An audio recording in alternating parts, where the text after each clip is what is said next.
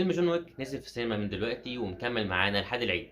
فيلم يعتبر الجزء الرابع لسلسلة جون ويك. أنا من عشاق كيانو ريفز وعشاق جون ويك عموما ومشاهد الأكشن الخاصة بجون ويك. الفيلم هو الأعلى في السلسلة تقييما على موقع IMDb. فهل ده حقيقي؟ واحد واحد فعلا ولا ده كلام نقاد فارغ؟ جاوبك على كل ده، بس الأول عايزك تعملي لايك وكومنت حلوين، ولو أول مرة اعملي سبسكرايب عشان تشوفي الفيديوهات الجاية أول بأول. فيلم من إخراج شاد إتستاسكي. الفيلم من إخراج شاد إتسكاسكي. ومعلومة سريعة كده، المخرج ده هو كان الدوبلير بتاع كيانو ريفز في أفلام ماتريكس. الفيلم طبعا من بطولة كيانو ريفز ولوران سيكفر. والجديد هنا أو الخصم بتاع جون ويك هو بيل سكارجارد. وأكتر حد كنت متحمس له وكنت فرحان بيه جدا وفعلا دهشني في الفيلم هو الفنان دانيين. وده هو بطل سلسلة أفلام إيب مان الشهيرة. الفنان كلانسي براون، وكان الشرير بتاع فيلم شوشانك ريديمشن هو سكوت أتكنز اللي هو بويكا. يا جماعة طالع في الفيلم ده بالمنظر ده. نسأل السؤال المهم بقى، هل الفيلم حلو؟ الصراحة أنا كمحمد شهادتي مجروحة خالص، لأن أنا بحب جون ويك في أسوأ حالاته، وبحب كيانو ريفز في أسوأ حالاته، وبحب نوعية الأفلام الأكشن الصرف دي في أسوأ حالاتها. زائد إن في عامل تاني أثر عليا جامد، وهو إني بقالي أكتر من 25 يوم بتفرج على أفلام ومسلسلات عربي. فأي حاجة هشوفها حتى لو معمولة ب$22 هتبقى تحفة ومبهرة بالنسبة لي. نتكلم كلام موضوع شوية بقى. الفيلم بقى ده حرفيا مليان أكشن متعوب عليه وحلو جدا.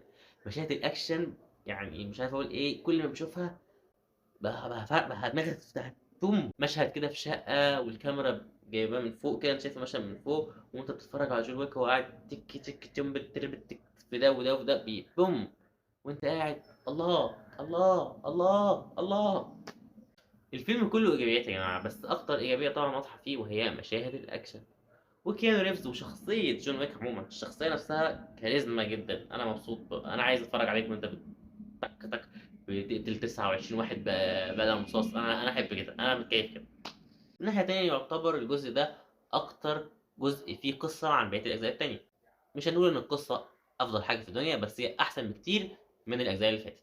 المزايا الرهيبه اللي اضافت للفيلم وفي العالم بتاع جون ويك عموما هو شخصيه كين، اللي هي اللي بيمثلها كونيان. عظمه عظمه. المفروض ان هو كفيف وبقى بيعمل حاجات فظيعه كده كانه خارق. فاهمين قصدي؟ فاهمين فكره ان شخص كده عنده قدرات دي بقى بوم بوم بوم كونج فو كلام من ده.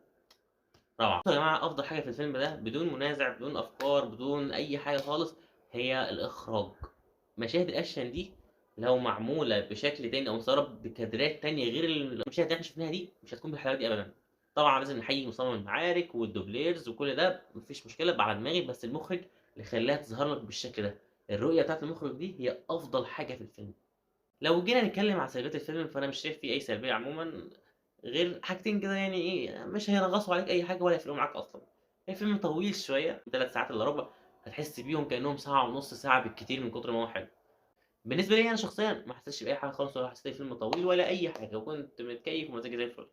الحاجه التانيه ان كرينج سيكا ان المسدسات كانها مسدسات خرز. يعني الناس بتاخد طق طق طق من هنا وعادي بيكملوا يقوم يضرب تاني ودراعه يتحرك بعد ما خد الطلقه فيه يعني. مش كده يا جماعه، انت مضروب بنبله هتتوجع عن كده شويه. غير كده انا مش شايف ان في اي عيب في الفيلم. الفيلم وجبه اكشن صحيه جدا بعد العبث اللي شفناه في رمضان.